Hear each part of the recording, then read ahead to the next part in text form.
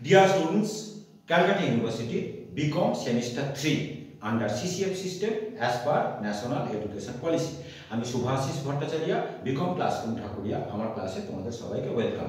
আমি তোমাদের direct taxation 1 subject করাচ্ছি, চ্যাপ্টার আমি করাচ্ছি ইনকাম ফ্রম স্যালারি।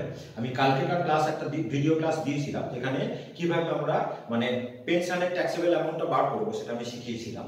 তার আগেও একটা আমি কিন্তু কমপ্লিট ইনকাম ফ্রম স্যালারি কিভাবে আমরা বার করব সেটা করিয়েছিলাম। এবার কালকে ভিডিও করানোর সময় কিন্তু আমি বলেছিলাম যে মেইন স্যালারির বড় অঙ্কটা ছাড়াও কিন্তু কিছু কিছু পার্ট অঙ্ক আমাদের কিন্তু অঙ্কিতে মানে পরীক্ষাতে কিন্তু থাকে, যেগুলো কি বলেছিলাম যে একটা গ্র্যাচুইটির অঙ্ক থাকতে পারে, বা একটা তোমার লিভ এনক্যাশমেন্টের সাম থাকতে পারে, একটা পেনশনের সাম থাকতে পারে, একটা লিভ স্যালারির সাম তোমার থাকতে পারে। তারপর বলেছিলাম যে আনরিকগনাইজড প্রভিডেন্ট ফান্ড তোমার রিকগনাইজড প্রভিডেন্ট ফান্ডে কনভার্ট হচ্ছে, এরকম একটা অঙ্ক থাকতে পারে। আবার অনেক সময় তোমাকে মানে যেরকম অ্যাকোমোডেশন এমপ্লয়ার তার এমপ্লয়িকে অ্যাকোমোডেশন প্রোভাইড করছে, সেই অ্যাকোমোডেশনের ভ্যালুয়েশন তোমাকে করতে হবে, মানে পারকুইজিট। হ্যাঁ, এই ছোট ছোট অঙ্কগুলো কিন্তু বা কারের পারকুইজিটের ভ্যালু আমাদের করতে দেয়, ভ্যালুয়েশন আমাদের করতে দেয়, ঠিক আছে। তো এই ছোট ছোট অঙ্কগুলো কিন্তু আমাদের একটা করে কিন্তু শিখতে লাগবে। তো পেনশনের একটা অঙ্ক আমি কালকে করিয়েছিলাম, আমি বলেওছিলাম পেনশনের আর একটা সেকেন্ড অঙ্ক আমি করাবো। আজকে কিন্তু আমি করাচ্ছি তোমাদের হাউস রেন্ট অ্যালাউয়েন্স। তার মানে এমপ্লয়ার তার এমপ্লয়িকে হাউস রেন্ট অ্যালাউন্স প্রোভাইড করছে, হ্যাঁ হাউস রেন্ট অ্যালাউন্স দিচ্ছে। তো হাউস রেন্ট অ্যালাউন্সের কতখানি পোরশন ট্যাক্সেবল হবে সেটাই কিন্তু আমরা এখানে বার করবো, মানে computation of taxable income from house rent allowance. তো বলি এই যে এমপ্লয়ার তার এমপ্লয়িকে যে হাউস রেন্ট অ্যালাউন্সটা প্রোভাইড করছে, এটার থেকে কিন্তু এক্সেমশন পাওয়া যায়। সেকশন হলো 10, 13A এন্ড রুল 2A। আমি কিন্তু লিখে দিই যে সেকশনটা হলো under section 10, 13A and rule 2A। তো একটু বলি এই এক্সেমশনটা কিন্তু সবাই কিন্তু পায় না, ঠিক আছে। মানে অ্যালাউন্সটা কিন্তু এমপ্লয়ার সব এমপ্লয়িকে কিন্তু প্রোভাইড করছে, কিন্তু এক্সেমশনটা পেতে গেলে কিন্তু এমপ্লয়িকে আমাদের চারটে কন্ডিশন আছে।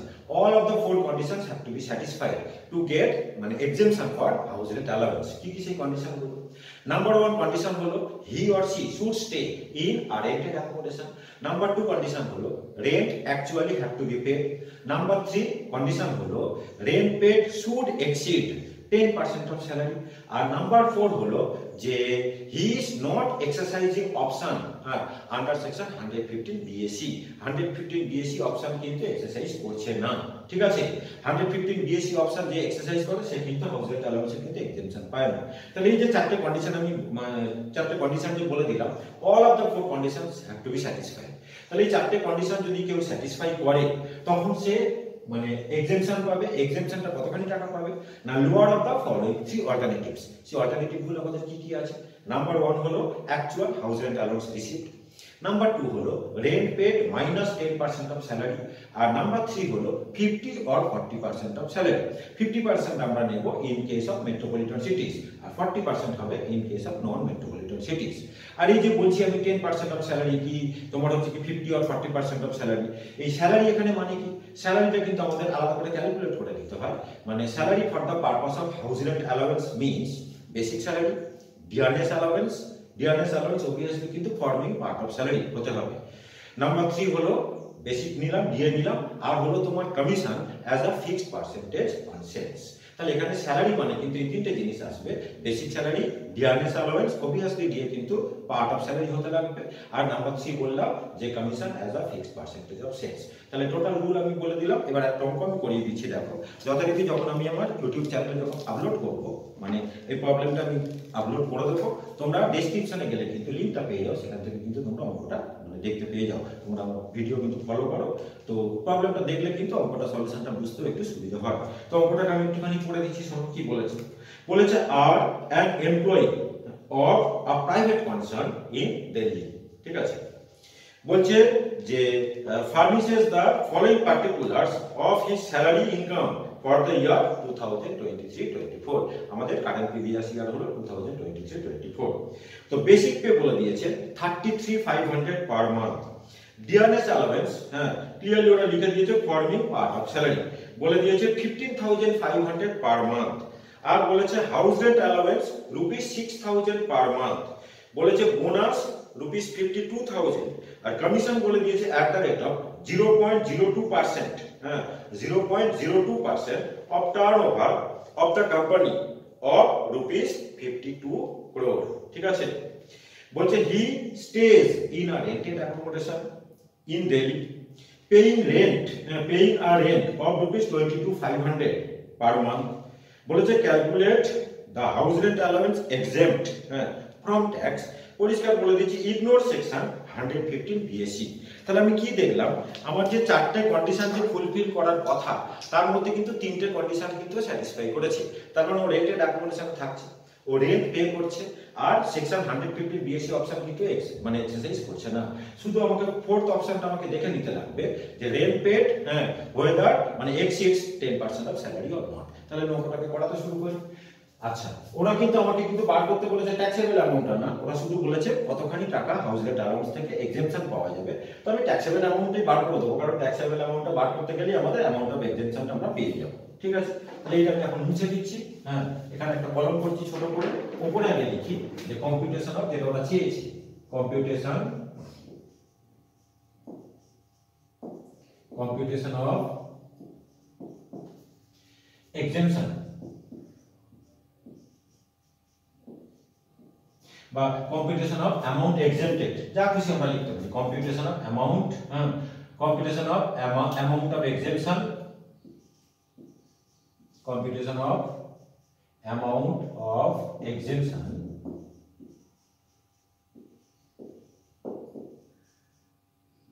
of house rent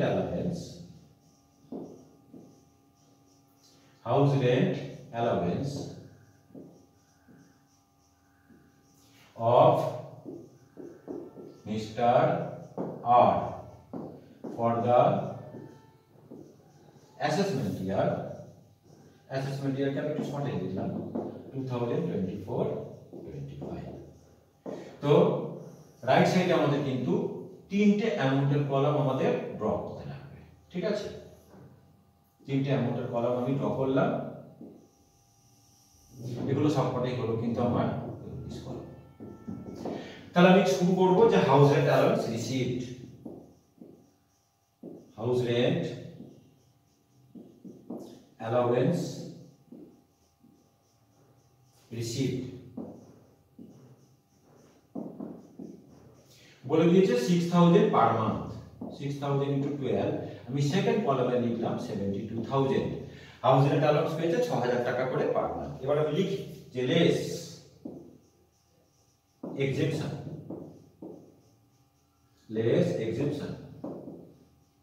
under section 13A and rule 2A। আগে আমাকে দেখে নিতে লাগবে ও কিন্তু কন্ডিশনটা স্যাটিসফাই করছে কিনা।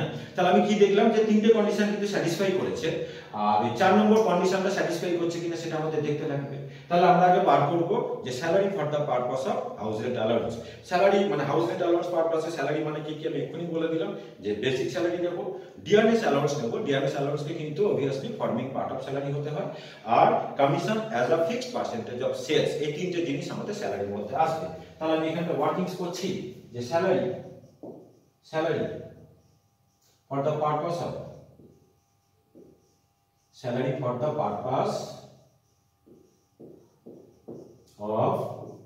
HRA মানে হাউস রেন্ট অ্যালাউন্স। ঠিক আছে, তাহলে আমি বেসিক আচ্ছা বেসিক ও কত টাকা পাচ্ছে?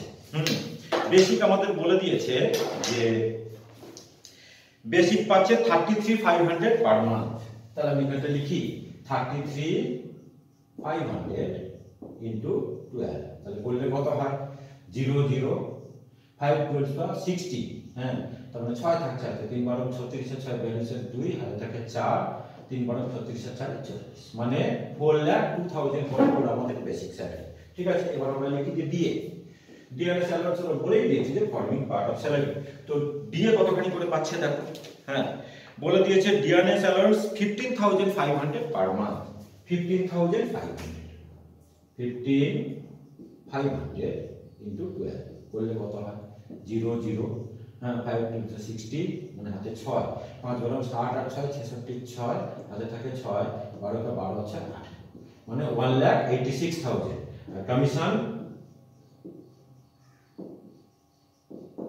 On sales. তো সেলস বলে দিয়েছে 52 crore into 0.02%।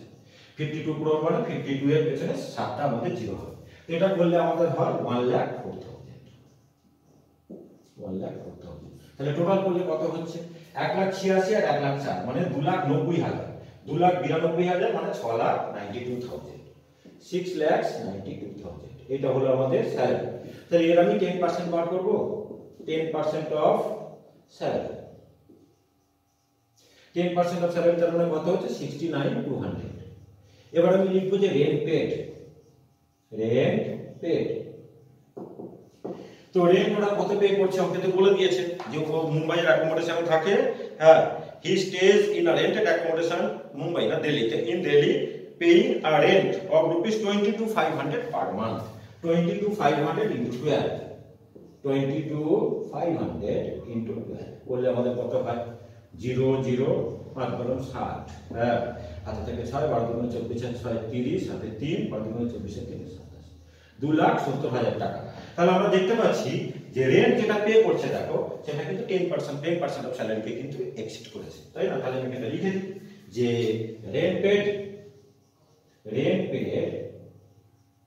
exceeds 10% of salary। তাহলে ও সবকটা কন্ডিশনে কিন্তু স্যাটিসফাই করলো, তাহলে কিন্তু এই 10-13 এর রুল 2 এ কিন্তু এক্সেপশন পাবে। তো এক্সেপশনটা কি হবে আমি এখানে লিখছি যে লিস্ট অফ দা